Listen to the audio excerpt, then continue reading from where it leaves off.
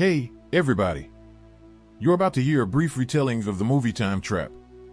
Enjoy watching and subscribe, friends. Professor of Archaeology Hopper, accompanied by his dog, is searching for a group of hippies who vanished in the 1970s in a rural part of Texas. He discovers a vehicle that was left there decades before, along with a diary that has drawings and notes about local folklore, along with a photograph of the van's owners. He notices a large hole in the ground nearby that his dog won't go near. Hopper ventures inside the cave located atop the hill to explore, but his dog won't stop barking at it. Hopper's interest is piqued when he uses his flashlight to glimpse an armed cowboy within the cave who remains still. He comes back to town right away and tells his pupils Jackie and Taylor that they will not be accompanying him as originally scheduled, along with requesting that they prepare climbing equipment for him. Hopper goes to the same spot a short while later, and this time, he tosses a rope down the hole after tying it to a rock, just in case. After that, he returns to the cave, where his dog won't go inside. Once inside, Hopper cautiously makes his way over to the cowboy he saw standing in the exact same location the last time. He touches it and feels what appears to be an undetectable shimmer in the air. Therefore, he assumes it to be a transparent wall and continues across it. After a span of 2 days, Taylor advises Jackie to search for their professor, who has not been seen since his departure. Because hiking is risky, Jackie won't go, but she will go if Taylor can get them a car. Taylor is forced to phone Kara, a classmate who is crushing on him. Along with her younger sister Wives and closest friend Furby, who has a thing for Jackie, Kara also brings her father's vehicle. The children have brought cameras for everyone, and they want to capture everything for a class project and their social media. Taylor tells them that Hopper has been fixated with locating a gang of hippies who vanished in the 1970s while searching for the Fountain of Youth, which is purportedly concealed in the region, as they make their way to the cave. When the party opens the van upon their arrival and looks through the images, they learn that Hopper's parents were the missing hippies, which helps to explain his fixation. Furby falls over a frayed rope attached to the wall after they take a group photo, so they decide to follow it till they come to another cave opening. Jackie descends into a little tunnel, ignoring the spiders as they get closer and closer, and finds that the rope has been severed. After giving it a closer inspection, Taylor determines that it is too ancient to be Hopper's rope. Using her flashlight, Jackie scans the tunnel and observes that Hopper's location is far into the cave.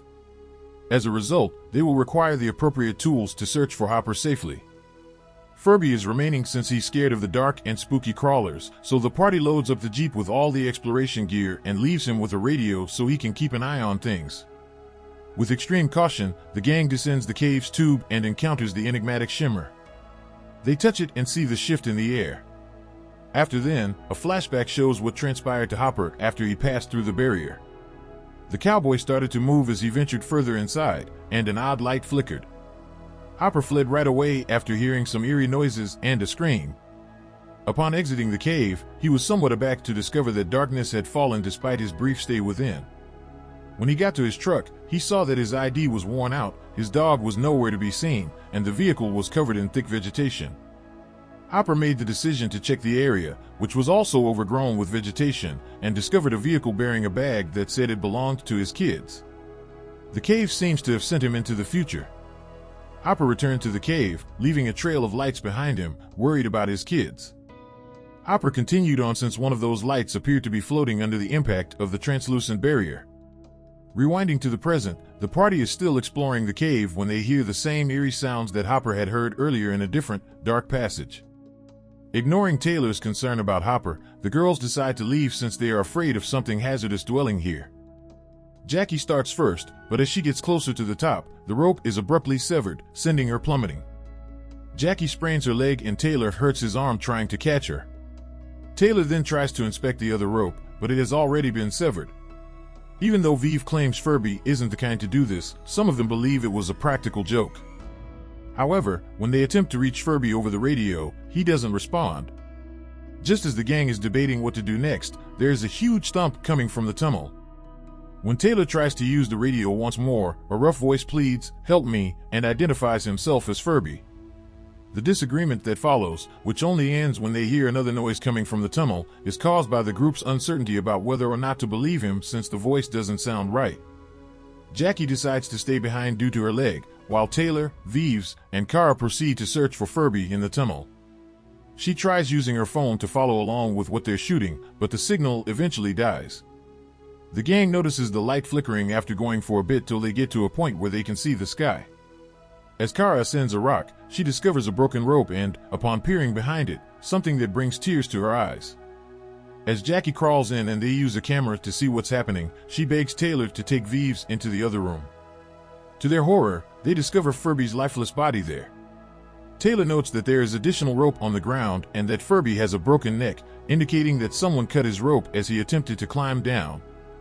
Additionally, he finds that Furby's camera is still functional, so they decide to see the entire footage to find out what transpired. To their surprise, days began to pass as the child waited for them outside. In the video, Furby bemoaned about losing communication with the group since no one responded to his yells or the radio. He read the notebook from the vehicle when he was bored since his phone's battery had run out. According to legend, the Queen dispatched a group of conquistadores to locate a mystical spring that had the ability to cure or even revive individuals. When Hopper's sister was diagnosed with cancer, Hopper's parents set out to find it.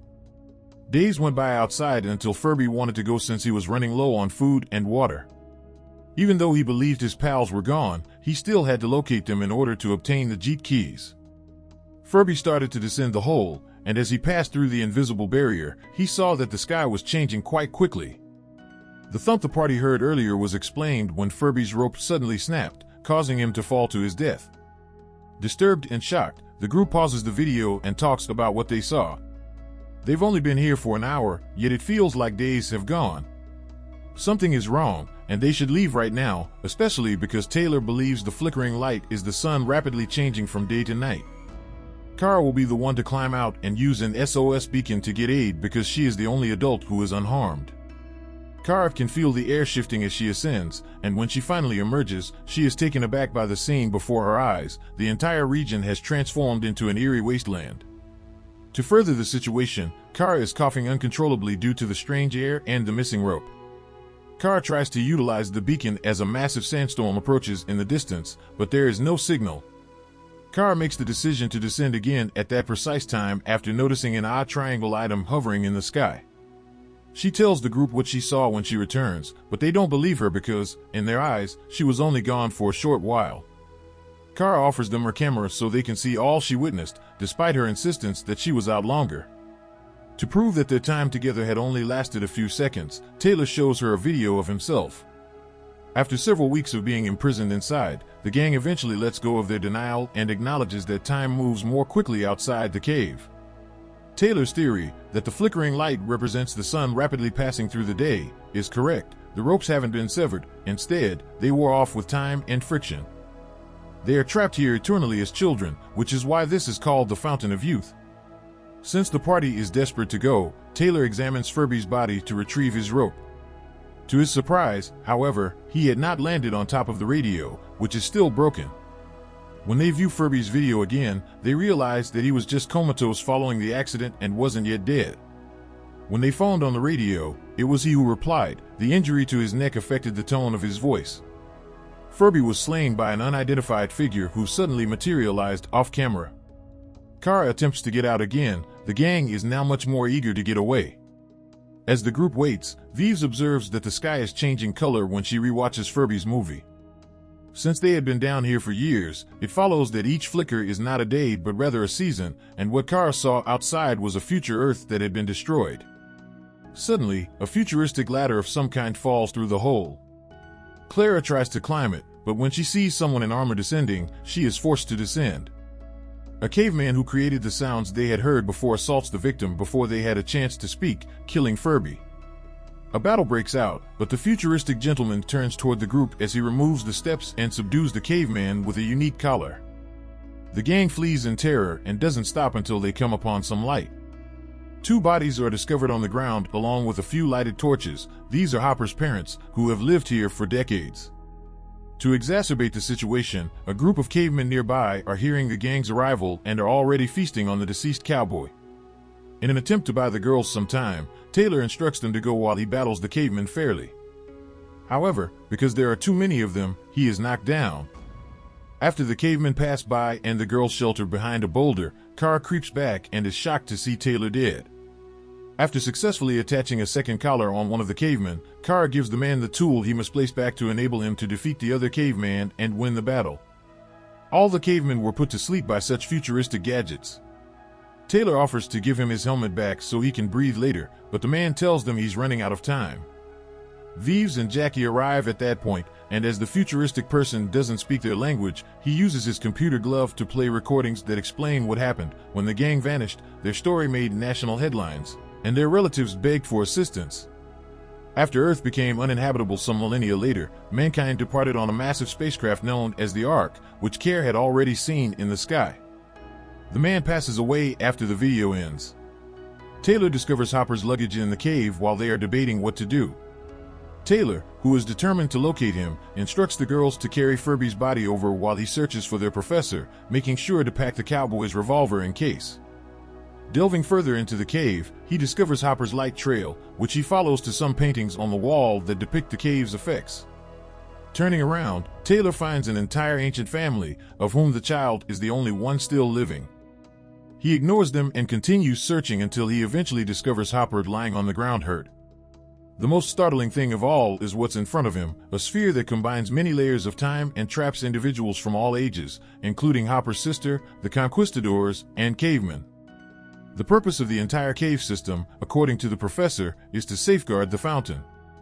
Taylor tries to pull Hopper back with him as the ladies start shouting for him, but Hopper fears he won't make it. Retaining the gun, he orders Taylor to go without him. When Taylor rejoins the group, she witnesses Jackie tending to her leg in the pool while the ancient child uses some water to cure his parents. As they wait after throwing Furby's body into the fountain, they hear a shot and realize it was Hopper, who missed with his one and last shot. Vives lights a fire to halt the approaching prehistoric family as they pursue the group. When they return to the chamber with the hole, they begin to climb out using the guy's futuristic ladder. When Kara ascends to the top first, she finds that water has filled the opening. She touches it, and something unseen snatches her up and drags her through the water. Taylor attempts to save her, but just as she is about to be taken out of the cave and given a strange mask by eerie hands, a caveman hits the button on the ladder, making it disappear, and the group falls. The companions believe it is finished, but in a matter of seconds, odd wires emerge from the water and prevent the friends from falling. The gang is being pulled through the water by Kara, who appears entirely altered, just as the cavemen are trying to jump to capture them. More cables descend to explore the caverns after they have left. Furby wakes up a short while later and finds himself traveling through space within the Ark. Hopper soon appears with him, and when the gang arrives to see how they're doing, they too are clothed in futuristic attire. Hopper's parents also appear in another pool, where they are greeted by his sister, who has recovered completely. It is now possible for all of mankind to journey to Mars and establish a new civilization in unison,